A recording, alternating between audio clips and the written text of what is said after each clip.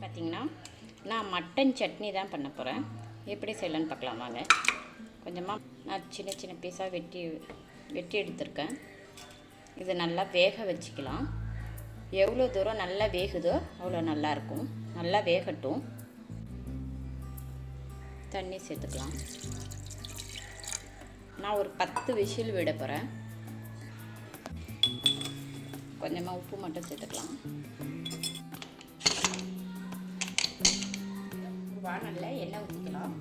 ஒரு வெங்காயம் சேர்த்துக்கலாம். 1/2 ஸ்பூன் இஞ்சி பூண்டு பேஸ்ட்டு சேர்த்துக்கலாம். ஒரு தக்காளி வெட்டி வச்சுருக்கேன், இதையும் சேர்த்துக்கலாம். கொஞ்சமாக உப்பு சேர்த்துக்கலாம்.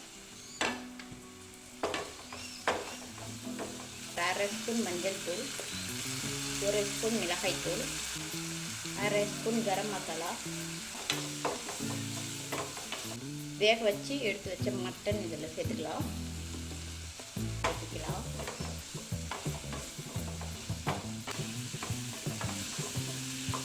இது கூடவே மல்லி இலை இதில் சேர்த்துக்கலாம்.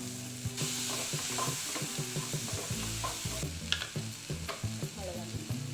இப்போ ஆற வச்சு அரைச்சி எடுத்துகிட்டு வந்துடலாம். இப்போ மட்டன் சட்னி அரைச்சி எடுத்துகிட்டு வந்துடுச்சு. இதை தாளிச்சிக்கலாம். இந்த வானலில் கொஞ்சமாக எண்ணெய் ஊற்றிக்கலாம். எண்ணெய் சூடானதும் கொஞ்சம் தழை போட்டுக்கலாம். மஞ்சள் தூள், மிளகாய் தூள், அரைச்சி வச்ச சட்னி சேர்த்துக்கலாம்.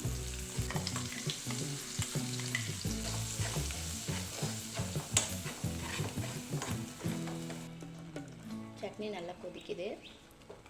இந்த மாதிரி கொஞ்சமாக தண்ணி ஊற்றி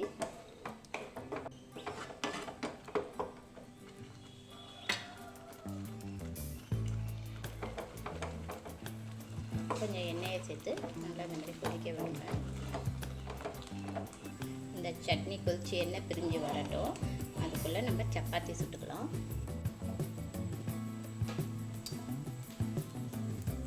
கொஞ்சமாக எண்ணெய் ஊற்றிக்கலாம்.